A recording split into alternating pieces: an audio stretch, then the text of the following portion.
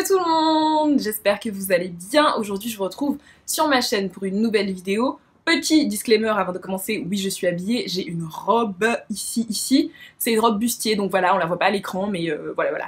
Bref, cette vidéo aujourd'hui vous avez déjà pu voir le titre, ça va être une foire aux questions sur le déménagement en France, les finances un peu, comment s'organiser, qu'est-ce qu'il faut prendre, comment c'est, etc. Toutes vos inquiétudes par rapport au déménagement en France, puisque bon, pour ceux qui viennent d'arriver sur ma chaîne et que si vous ne le savez pas, je suis antillaise, je suis martiniquaise plus précisément. Et j'ai toujours vécu en Martinique et je suis venue en France pour les études. Et ça arrive tous les ans que voilà, plein d'étudiants sortent des dom-toms pour pouvoir emménager en France pour leurs études. Et je me dis que ça pourrait être sympa de faire une vidéo sur ce sujet, de répondre à toutes vos questions parce que à l'époque j'aurais bien aimé voir une vidéo de ce genre là quoi.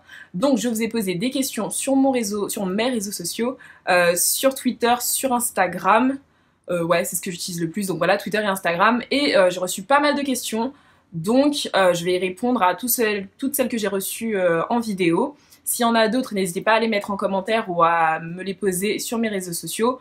Je vous préviens ça va sûrement être une vidéo assez longue parce que vous avez quand même pas mal de questions et des questions on va dire un peu plus complexes, etc. à expliquer. En tout cas, j'espère que la vidéo va vous plaire et on se lance direct dans les questions. Du coup, je vais lire les questions qui sont juste ici. On commence. Alors, j'hésite à partir par rapport à mes finances. Je n'aurai que 100 € par mois avec le Crous. Donc, est-ce que l'on peut être aidé autrement ? Alors, les aides qu'il y a, ça va être l'aide de la région qui est super apparemment. Enfin, j'ai pas eu l'occasion de faire ça, mais j'aurais dû. J'en étais pas au courant, mais il y a une aide de la région qui vous donne, je crois, 3 000 € la première année, 1 000 €, 2 000 après et 1 000 à la troisième, quelque chose comme ça. Mais je crois qu'ils financent vos 3 premières années d'études. Donc, il faut aller se renseigner à la région pour avoir ces aides-là.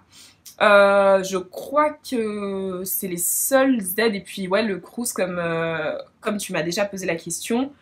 Mais sinon, ça va être de travailler si le budget est vraiment short et que les parents ne sont pas en mesure d'aider. Alors, deuxième question. Du coup, j'aimerais également savoir de combien as-tu besoin maxi par mois ? Je sais que ça dépend de l'emplacement. Par exemple, la région parisienne, c'est plus cher qu'au sud, mais j'aimerais me faire une idée. Alors, par mois, franchement, je vais essayer de vous donner une fourchette assez large parce que ça dépend des dépenses qu'on fait par mois. Et comme elle a posé la question, comme elle a bien dit, ça dépend de la région où vous habitez. De la ville où vous habitez qui est un peu plus cher en fonction du niveau de vie de la ville quoi. Forcément dans les plus grandes villes c'est plus cher, dans les plus petites villes c'est pas cher, mais je pense que par mois on a besoin entre 300 et 600 € je pense. 300 si vraiment vous êtes très serré et que vous n'avez pas grand chose à payer. Tout ça hors loyer, hein, hors loyer je pense qu'on a besoin entre 300 et 600. C'est vraiment une échelle que je donne large, hein. Je pense que 300 c'est un peu short, surtout quand on a l'électricité à payer, qu'on a l'eau, le téléphone, internet si vous n'avez pas internet gratuit chez vous, peut-être des frais scolaires, des livres, des cahiers, ce genre de trucs, si jamais vous faites un sport, il y a beaucoup de choses qui s'accumulent, il y a les courses à faire par mois, etc. Du coup je pense même plutôt entre 400 et 600 € pour vivre. Ensuite, du coup, la troisième question, est-ce que j'habite dans une résidence Crous ou dans une résidence étudiante? Alors j'ai fait la demande pour la résidence Crous, mais bon voilà, on m'a dit bye. Du coup, je suis dans une résidence étudiante privée qui coûte plus cher que les résidences Crous forcément, et qui coûte aussi plus cher que d'habiter chez un particulier. Donc voilà. Quatrième question, il me semble, est-ce que c'est facile de trouver un logement étudiant pas trop cher entre 200 et 300 €?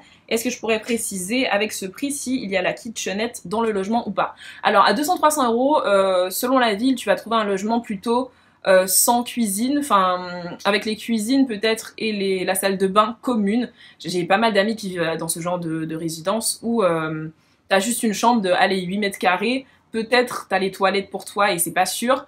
Mais sinon la cuisine est commune et parfois les sanitaires aussi sont communs pour ce prix-là. Sinon 200-300 €, peut-être dans une petite ville c'est faisable. Sinon avec l'aide avec les APL, avec l'aide de la CAF, tu peux arriver à payer ce genre de choses en fonction de combien la CAF te donne. Et la CAF te donne des APL en fonction de tes revenus, en fonction de si t'es boursier ou pas, de la taille de ton logement et de combien il coûte et dans quelle ville tu es. Ensuite, cinquième, j'ai cru comprendre que les étudiants sortant des dom-toms sont prioritaires en métropole niveau logement. Est-ce que c'est vrai? C'est totalement faux. C'est faux, on n'est pas du tout prioritaire. C'est un peu comme quand un enfant veut aller dans une autre école qui est pas dans son quartier, il est pas du tout prioritaire, genre il passe après tout le monde, c'est exactement ça pour les dom-toms. Après, je suis pas sûre, je suis pas experte, donc dites-moi en commentaire si vous y connaissez plus sur le sujet, mais on n'est pas du tout prioritaire en ce qui concerne les logements, c'est pas du tout vrai quoi, pas du tout. Ensuite, est-ce que je pourrais citer les différences entre les études en métropole et ici? J'ai pas fait d'études en Martinique, donc je peux pas vraiment comparer. Je pense pas, selon ce que j'ai pu voir, selon on va dire le cursus en Martinique et en France, c'est à peu près la même chose, forcément selon les études que tu fais. Moi je suis à la fac, je suis en 3e année de licence LLCE anglais et je ne vois pas de différence notoire quand je regarde un emploi du temps, on va dire LLCE anglais en Martinique et LLCE anglais en France. Mais après, chaque faculté a ses particularités, donc voilà, pour cette question-là, s'il y en a qui ont des comparatifs, laissez-le en commentaire. Ensuite, est-ce que les étudiants là-bas, selon moi, sont accueillants?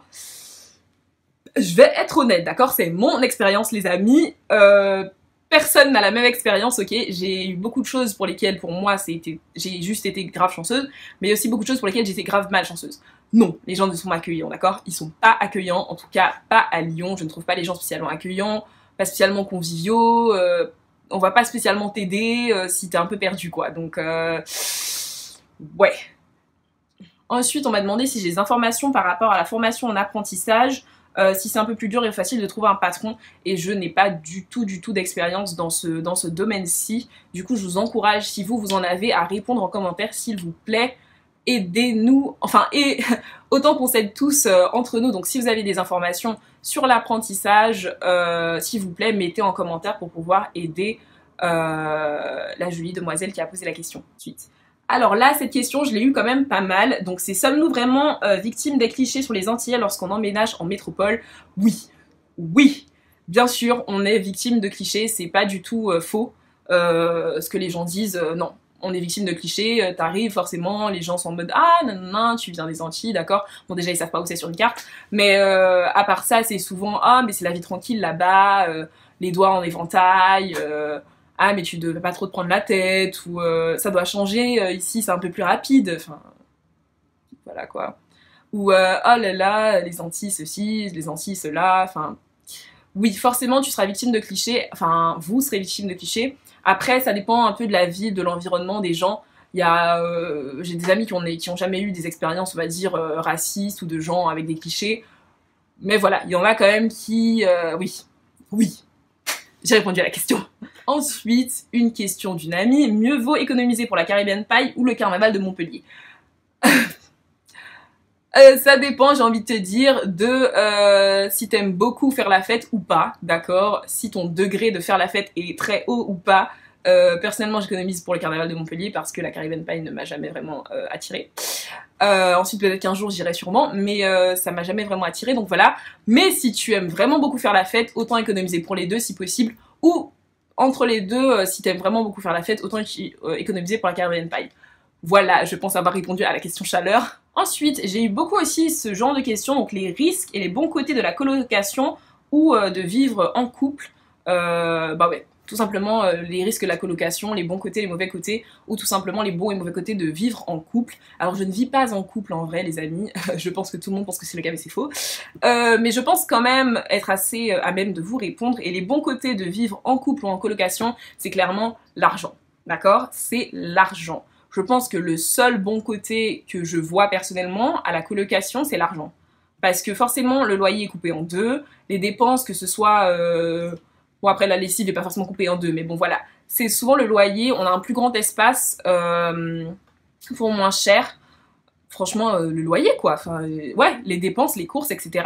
Tout est coupé en deux, l'électricité, l'eau. Du coup, on peut se permettre un peu plus de choses quand on est en colocation, puisqu'on casse les prix sur certaines choses.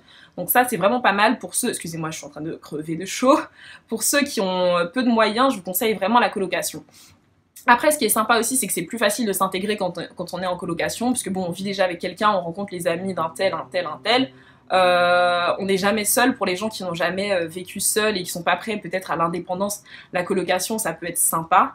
Et je pense que voilà, ça aide pas mal au niveau social, au niveau rencontrer des gens, etc. Mais si vous n'êtes pas non plus quelqu'un de super sociable ou que vous aimez juste votre paix, je pense que ça peut être vraiment chiant la colocation dans le sens où bah voilà, t'es jamais vraiment seul chez toi. Si X a décidé d'avoir des potes à la maison alors que toi t'es en pleine révision ou juste à les boules, c'est pas sûr. Et là encore, faut trouver un beau colocataire avec qui tu vas t'entendre, etc.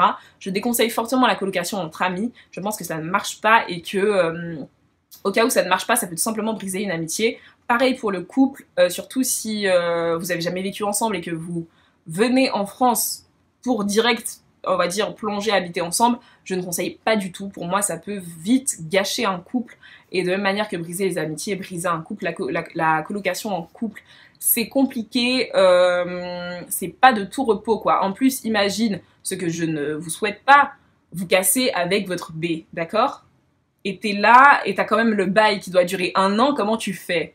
Tu vois ton B tous les jours alors que c'est ton ex, enfin c'est ton ex-B du coup, enfin, girl, je vous déconseille, enfin en tout cas peut-être pas pour la première année, je préfère vous dire, soyez seul si possible la première année, et après si vous vous sentez, après être parti en vacances avec B, après avoir été chez lui ou chez elle 2-3 semaines, vu comment ça se passe, vous déciderez de si vous voulez la colocation ou pas. Mais c'est pas quelque chose que je recommande pour la première année en France en tout cas. Je trouve que voilà, c'est un peu tôt. Faut bien se sentir prêt, je pense, dans sa tête et que faut avoir le temps aussi. C'est beaucoup de choses, je trouve. Donc c'est pas quelque chose que je recommande tout de suite, quoi. C'est vraiment, il y a trop de facteurs à prendre en compte pour se lancer direct. Mais après, écoutez, si ça fait 15 ans que vous êtes déjà avec votre amoureux ou amoureuse, bon, à ce moment-là, pourquoi pas? Mais voilà. C'est vraiment, en fait, chaque situation est un peu particulière, donc j'ai essayé de vous donner des conseils comme je peux. Ensuite, donc se préparer combien de temps à l'avance? Alors par contre, elle m'a pas dit si se préparer à quoi, mais je suppose se préparer au départ. Je pense que c'est une préparation mentale toute l'année, tu vois. Et qu'ensuite, se préparer vraiment en mode je fais les valises, je fais tout ça, je pense un bon 15 jours à l'avance pour se préparer à partir en fait. Après, j'essaierai de vous répondre un peu plus en détail sur l'avant-départ dans les autres questions. Ensuite, les choses essentielles à ne pas oublier mais sur lesquelles on peut passer. Je pense que les choses essentielles qu'on peut oublier, ce sont les souvenirs. Moi, je suis quelqu'un de très souvenir, de très famille. Du coup, ce que j'ai fait et que je pense tous les étudiants font, j'ai imprimé 46 000 photos de moi, de la plage, de mes amis, de ma famille, que j'ai collé un peu partout. Et tout simplement juste des souvenirs, des choses qui nous font du bien, tu vois, genre... je sais pas, moi j'ai ramené le pull que ma mère a depuis des années et que je trouve ce pull juste génial, elle a jamais voulu me le donner et quand je suis partie elle a voulu me le donner parce que c'est un souvenir qui me fait toujours très plaisir dès que je mets mon pull. Bon, généralement quand je le mets ça va pas, tu vois, mais, mais je le mets parce que ça me rappelle elle et je pense que ce genre de petits souvenirs c'est quelque chose auquel on n'y pense pas mais je pense que c'est important. Et quelque chose d'important, les condiments alimentaires, ce genre de choses, ok? Selon la ville, c'est plus ou moins facile de trouver ce genre de choses, d'accord? Et c'est plus ou moins cher. Alors, si tu aimes cuisiner, tes épices à Colombo, ta cannelle, l'essence vanille, le rhum, le sucre, le caresse antillaise, le bon gars goyave, emmène. Emmène ce genre de truc. Moi, je fais ma mère m'envoyer du sucre, le galion, vous vous rendez compte? Qui est le sucre roux, le sucre de canne de Martinique, si y a des Guadeloupéens qui connaissent pas, ou juste d'autres gens qui ne connaissent pas. Je lui fais m'envoyer du sucre de canne dès que mon sachet commence à être à la moitié. Je lui fais aussi m'envoyer de la confiture de goyave, toutes les confitures qu'on ne trouve pas ici. Y a plein de trucs. Et pensez bien à tout ce que vous aimez manger qui est purement entier, qui n'existe pas en France. Je vous conseille de oui. Faites un colis spécial, un colis pays. Je pense qu'on n'y pense pas, mais que j'aurais adoré, moi, le savoir, tu vois. Qu'il faut emmener ce genre de choses. Ensuite, la plupart des choses... vous pouvez les acheter en France, donc c'est pas forcément nécessaire. Mais pensez bien aux choses que vous n'allez trouver qu'aux Antilles, en fait, pour ramener. Ensuite, je sais même pas à combien on est de questions, là. Donc, comment as-tu vécu le départ? Est-ce que c'est difficile de trouver un logement? Et quels sont les différents points où on doit s'adapter? Donc, comment j'ai vécu le départ? Le départ, je l'ai vécu facilement, parce que j'ai toujours voulu partir en France. Et c'est quelque chose que je dis à mes parents et à toute ma famille depuis que j'ai limite, enfin depuis que je me rappelle, donc voilà. Donc du coup, pour mes parents, c'était une évidence que j'allais partir. Donc on va dire, je l'ai... Enfin, bien vécu, en fait, les 3 premiers mois où j'étais en France, c'était vraiment genre... j'étais sur un nuage, tu vois, tout allait bien, tout était au calme. Donc on va dire que le départ, je l'ai bien vécu. Après, si on parle du départ en mode les adieux, c'est une autre story, il y a des questions au sujet de ça, vous inquiétez pas. Et ensuite, est-ce que c'est difficile de trouver un logement? J'ai été très chanceuse sur cette histoire de logement. Je sais qu'il y a beaucoup d'entre vous, c'est votre question la plus demandée en fait. J'étais très chanceuse sur cette histoire de logement. Mon histoire, j'ai eu un... Ma mère avait trouvé un logement sur internet, donc au moins peut-être un mois ou 15 jours avant la date butoir où je partais en France. Et elle avait trouvé un logement sur internet, elle avait parlé au téléphone, on avait déjà envoyé des mails, tous les papiers, etc. Limite, il fallait juste signer et on avait déjà envoyé un acompte, un chèque, etc. Donc on est arrivé sur Lyon, je suis arrivée avec mes parents, je suis pas venue toute seule. Enfin, je suis arrivée avec ma mère et mon frère, on est venu sur Lyon, on était à l'hôtel et on a été voir l'appartement. Au final, l'appartement, c'était un KGB, limite 8 mètres carrés, on pouvait même pas être à 2 dans la pièce. Des escaliers à plus savoir quoi en faire, des meufs de l'agence super méchantes avec une petite pincée de racisme. On était dépités, super découragés, on s'est dit mais c'est pas possible que t'habites là, c'est pas possible, pas avec ce genre de gens, pas comme ça, c'est vraiment loin de ton école en plus. Et on a dit aux meufs d'aller se faire foutre et on s'est barré. Ensuite, j'ai été sur internet, d'accord. J'ai été sur Logique Imo, sur quoi encore? Imo, je sais pas quoi. J'essaierai de vous mettre les liens en barre d'infos, les amis, des sites que j'ai fait pour trouver des appartements disponibles sur Lyon. Faut savoir que les appartements en particulier sont beaucoup moins chers. Le loyer que je paye aujourd'hui, si je le payais à un particulier, j'aurais le double de la surface que j'ai. J'ai un 17 mètres carrés. Hein. J'aurais eu le double, voire le triple en fonction du quartier. Donc, on était voir ce genre d'appartement chez des particuliers. C'était pas très propre, c'était pas un environnement sympathique. Ma mère était pas très... elle était inquiète de me laisser là, tu vois. Donc on a continué à chercher. Au final, on a juste vagabondé dans les rues, on a marché sans espoir. On est tombé sur ma résidence étudiante. J'ai juste vu, oh maman, regarde, il y a marqué résidence étudiante. On a frappé, on a été visiter un appartement, il en restait plus qu'un, d'accord, plus qu'un appartement. Au final, on l'a eu le lendemain, voilà. Mais c'est juste parce que j'étais avec ma mère et que c'est une meuf chanceuse, d'accord. Maintenant qu'elle est plus là, je suis une meuf poisseuse. Mais voilà, je pense que le meilleur pour trouver un appartement, c'est d'aller sur place, d'accord.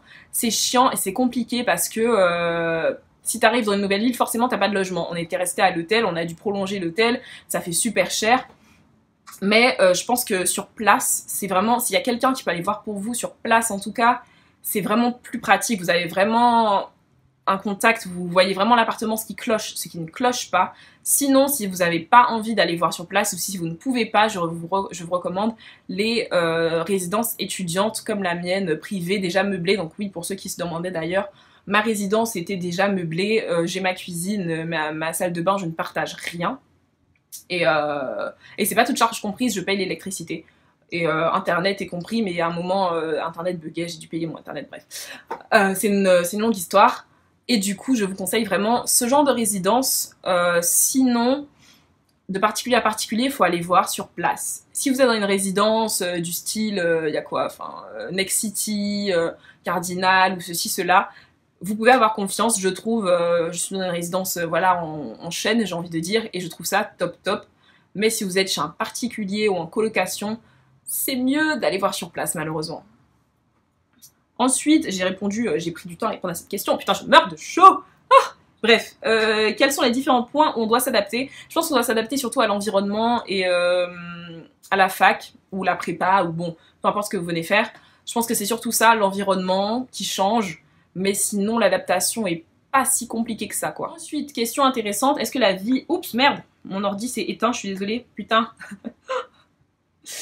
Donc, est-ce que la vie est plus chère aux Antilles ou là-bas? Et je ne parle pas seulement des courses, mais des factures.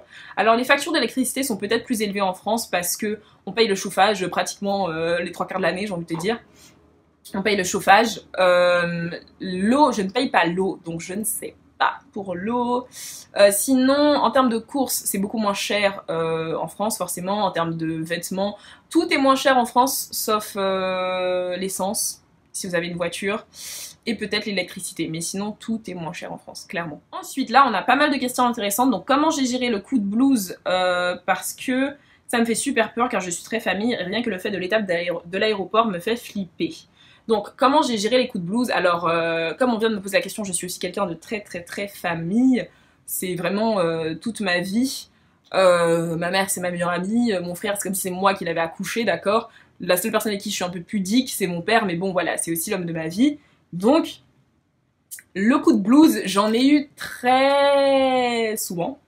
Je ne vais pas vous mentir pour le coup. Mon expérience s'est, on va dire, mal passée de ce côté-là, parce que la première année pour moi était vraiment horrible. J'ai fait une dépression, pas juste genre oh j'ai fait une dépression, tu sais, genre non, j'ai fait une dépression, j'ai gagné énormément de poids, je pleurais tous les soirs, j'allais mal, je ne parlais à personne, j'étais très renfermée sur moi et c'était juste ouais, c'était dur quoi, c'était vraiment dur. Mais les coups de blues, honnêtement, ce qui fait que ça passe ou que ça va mieux, c'est de se retrouver autour d'antillaises. Ça fait vraiment chaud au cœur, tu te sens un peu mieux parce que tu sens qu'il y a quelqu'un en face qui vit un peu ce que tu es en train de vivre. Donc si avoir des potes ou avoir une communauté antillaise dans la ville où on est, je pense que c'est un peu important quand même. Si, c'est important, d'accord, c'est important. Pas forcément une grosse communauté en mode peut-être Paris, Toulouse ou Bordeaux, mais avoir une petite communauté antillaise, je pense que ça reste quelque chose d'important pour une bonne santé mentale, pour les coups de blues, ce genre de choses. Parler à ses parents, bien sûr, ça fait du bien aussi. Les soirées antillaises, je ne vais pas mentir, je trouve que ça apporte un équilibre mental, d'accord? Parce que, pas tellement parce que voilà, tu vas en boîte ou quoi que ce soit, mais juste parce que tu te retrouves dans une ambiance qui te manque, t'as l'impression de connaître tout le monde, etc. Et ça fait très chaud au cœur, ça fait énormément de bien. Donc c'est ce qui m'a aidé dans mes coups de blues, je pense. Et puis aussi quand il fait beau, ça m'aide énormément parce que mon humeur est très reliée à la météo. Et du coup, quand il fait beau, ça aide énormément aussi. Ensuite, niveau activité, est-ce que je me suis inscrite dans un sport à l'université ou hors université? Non, je ne suis pas inscrite dans un sport à l'université, mais je vous le conseille parce que ça donne des points sur la moyenne, donc c'est vachement sympa. Hors université non plus, en ce moment je suis inscrite à la salle de sport, mais il faut que je me désinscrite parce que j'y vais pas. Mais il y a pas mal d'activités, je pense que l'an prochain j'essaierai de me lancer dans un sport, honnêtement, parce que je pense que là encore ça y va de ma santé mentale. Il y a des choses vraiment pas chères, en même temps il y a des choses aussi très chères, genre les cours de yoga, ça coûte une blinde, tu vois. Mais il y a des opportunités de vraiment faire du sport et de continuer du sport. Surtout si vous êtes en école, par exemple les écoles, je sais pas moi, de commerce, les écoles d'ingénieurs, il y a vraiment un max de trucs pour les activités sportives. Après, si vous êtes juste à la fac, il y en a à la fac, il y a pas mal de choses à faire en termes de sport, c'est vraiment sympa. Pour être honnête, ouais, le sport c'est sympa ici. Vraiment de différence. Et est-ce que je trouve que le niveau est vraiment plus élevé ici ou est-ce que les profs se foutent de nos gueules? Alors je pense que ça dépend vraiment de ce que tu fais. À la fac, je trouve que de base, il y a une espèce de scission entre la fac et le lycée. Donc je pense pas forcément que ce soit question de est-ce que t'es en Martinique ou est-ce que t'es en France ou est-ce que t'es dans les DOM plus généralement. Je pense juste que c'est tu sors d'un certain enseignement, genre le lycée, pour rentrer dans un autre, et là il y a vraiment une différence. Il y a vraiment une différence de fou. Au lycée, tu vas te permettre de pas fouler grand chose et d'avoir 14 de moyenne, à la fac non. Genre non. Tu vas te permettre de faire ça. Encore une question sur les logements. Est-ce que j'ai vraiment galéré à trouver un logement là-bas du fait que je sois antillaise? Alors le fait que je sois antillaise ne m'est pas empêché de trouver un logement. Ça n'a pas été le souci. Donc après je sais que c'est déjà arrivé, mais personnellement j'ai pas eu cette expérience-là du fait spécifiquement que je sois antillaise et ou noire. Ça n'a pas été compliqué pour moi quand même de trouver un logement juste par rapport à ça. Ça a été compliqué de trouver un logement que je veux dans le bon secteur, au bon prix, machin, qui soit disponible aux dates que je veux, mais pas spécialement parce que j'étais antillaise. Après, je pense que ce genre de problèmes doivent arriver quand on est de particulier à particulier. Là, forcément, il y a un choix entre toi, le noir, et toi, le blanc. On prendra le blanc. Mais ensuite, pour les résidences étudiantes, il n'y a pas vraiment de ce souci. Surtout dans ma résidence étudiante, il y a énormément de nationalités différentes. Donc ça n'a pas vraiment été un souci de mon côté. Ensuite, on m'a demandé si la transition Martinique-France n'a pas été violente. Et comme je vous l'ai dit, les premiers mois, c'était tranquille en fait. Je pense que peut-être pour tout le monde, les premiers mois, on est surtout dans cette étape de découverte de ok, ça fonctionne comme ça c'est comme ça. En plus, les premiers mois, voilà, de septembre à septembre, octobre, novembre, il fait beau, il fait chaud, t'as pas vraiment cette transition difficile, t'as surtout cette transition dans le bon côté où t'arrives sur quelque chose de plus grand, de peut-être plus moderne, de plus rapide.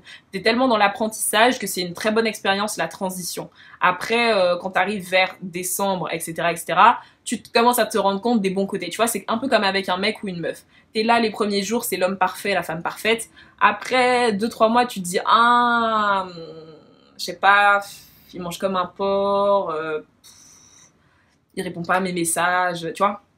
Voilà, c'est un peu chaud. Ensuite, le dépaysement, là encore, est-ce que c'est pas trop difficile, comme j'ai déjà dit.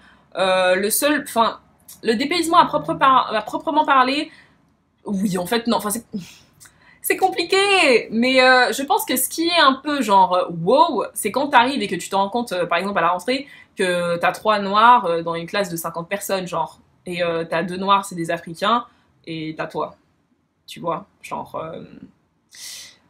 je pense que ça, ouais, genre ça, c'est une transition assez genre waouh, parce que bon, aux Antilles, la majorité de la population est noire.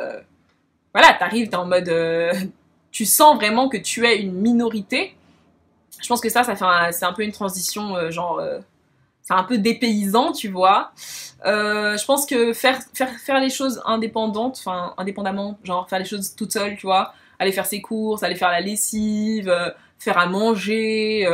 Dès que t'as un souci, c'est à toi de te dire je me réveille, je fais ci, je fais ça. Je pense que ça aussi, t'es un peu genre ouais, c'est un peu bizarre.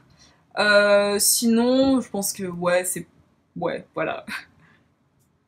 Ensuite, est-ce qu'on peut se faire plaisir financièrement? Tout dépend de tes finances, honnêtement. Tout dépend de tes finances. Si tes parents t'aident et qu'en plus t'as la bourse, ou si t'as que la bourse, ou si t'as que tes parents qui t'aident, si tu travailles à côté, moi j'arrive à me faire plaisir financièrement parce que comme j'ai dit, j'ai toujours été très très économe, très fourmi. Voilà, j'arrive à compter mes affaires et à faire en sorte de si je veux quelque chose, j'économise juste ça qu'il faut pour ça, ou j'ai d'autres priorités, tu vois, genre, je sais pas moi, je mange des pâtes et du jambon pour aller m'acheter le nouveau make-up. Donc voilà, je pense qu'on peut très bien se faire plaisir de temps en temps, regarder la plupart des Antillais vont en soirée antillaise, parfois jusqu'à même aller prendre le TGV pour aller dans une soirée, ou même l'avion.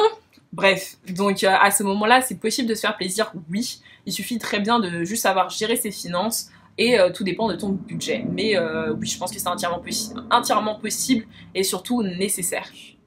On peut dire égalité et blablabla, tout le machin, mais il n'y a pas de racisme à la fac ou même si on est dans une cité étudiante. Alors dans ma résidence étudiante, il n'y a pas de racisme. À la fac, oui, enfin... Moi, j'ai eu un prof raciste, par exemple, quoi. Donc, j'ai eu un prof qui avait des propos super xénophobes, racistes et islamophobes. Ok, donc c'est possible. Après, entre élèves, en fait, vous allez découvrir quelque chose, les amis, qui s'appelle le racisme ordinaire. Tu vois, vous allez découvrir ça.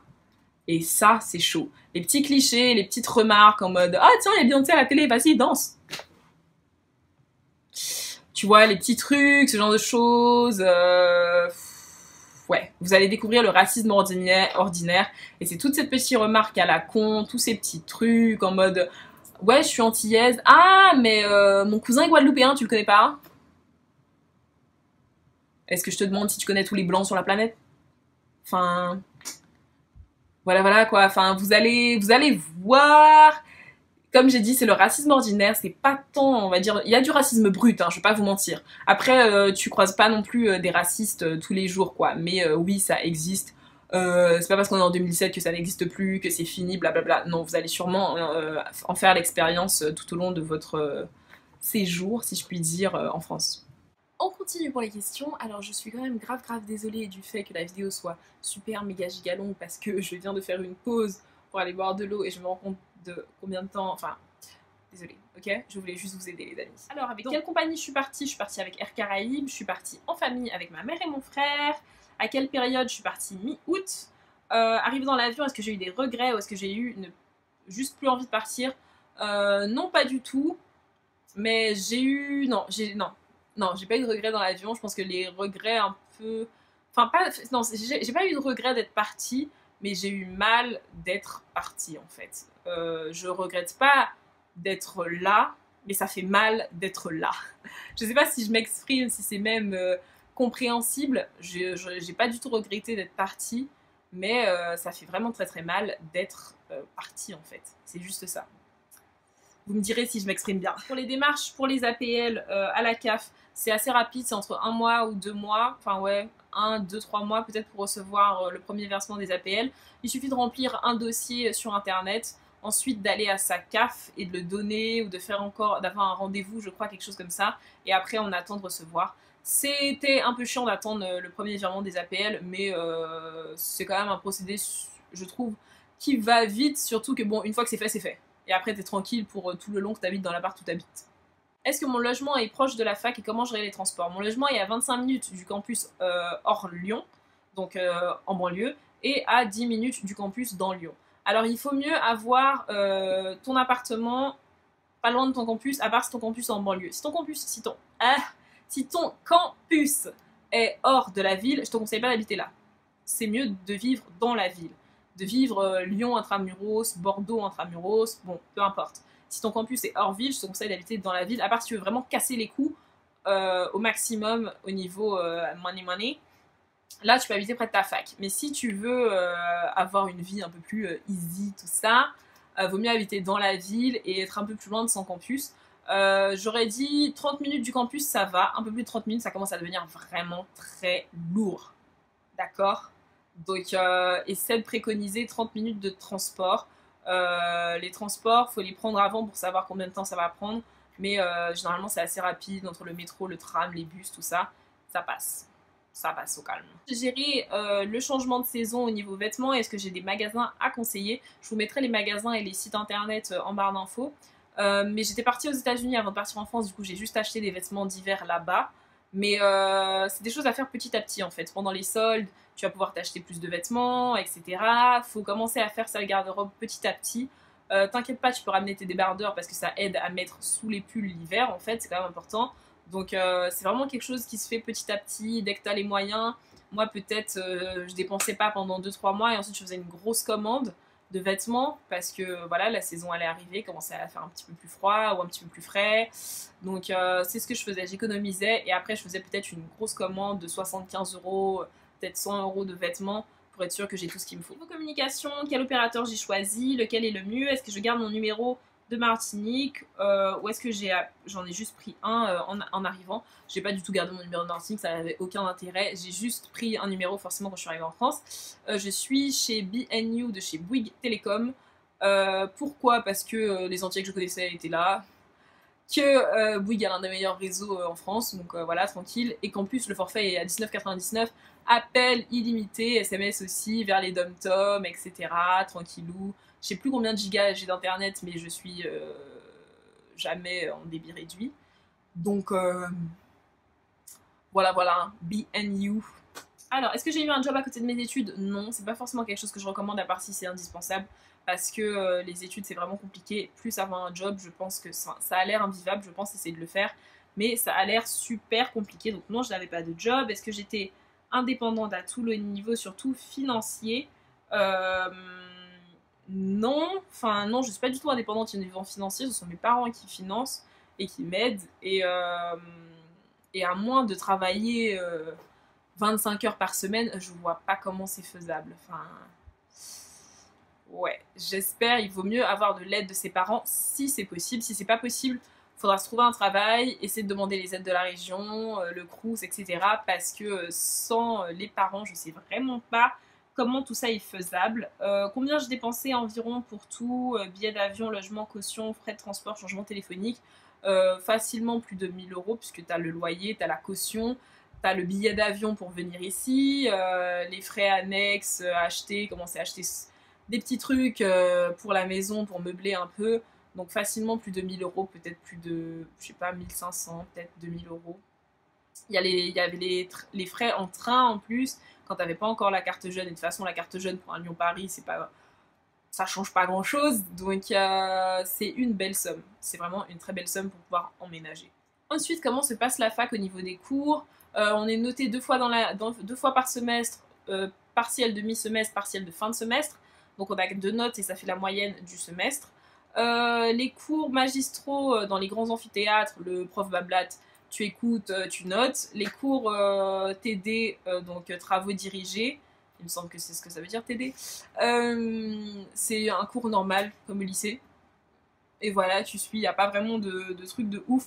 La manière de noter, il note comme à la fac, mon gars, c'est tout ce que je peux te dire. La fac, c'est forcément, il y a un cran beaucoup plus haut que le lycée. C'est forcément pas la même chose. C'est vraiment... ouais, il y a une scission très nette. La fac, c'est beaucoup plus dur. Tu peux pas juste être là et ne rien glander et avoir une bonne note. Genre, non. Et voilà, c'est terminé pour la vidéo. Je m'excuse encore de la longueur, les amis. Mais voilà, pour cette FAQ, je voulais vraiment essayer de répondre à tout le monde et du mieux que je peux. Donc si j'ai quand même pas répondu à des questions, parce que je pense couper quelques-unes de montage. Donc voilà, si j'ai quand même zappé quelques questions, n'hésitez pas à me les reposer sur les réseaux sociaux ou à me dire que je vous ai pas répondu. Comme ça, je vous réponds sur mes réseaux sociaux ou en commentaire. N'hésitez pas à partager cette vidéo. J'espère vraiment qu'elle va vous aider, ceux qui viennent emménager.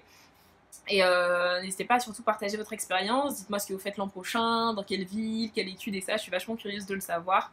Et je vous souhaite une très bonne chance pour ceux qui viennent. Et puis comme j'ai déjà dit, n'hésitez pas à les commenter mes réseaux sociaux si vous voulez plus de détails sur si vous voulez que je développe un point en particulier. Et voilà, je vais enfin vous libérer. Ok, je vous dis juste, n'oubliez pas de vous abonner. En bas à gauche, activez les notifications, partagez, likez, allez voir les autres vidéos. Et voilà, je vous fais plein de bisous et à la prochaine!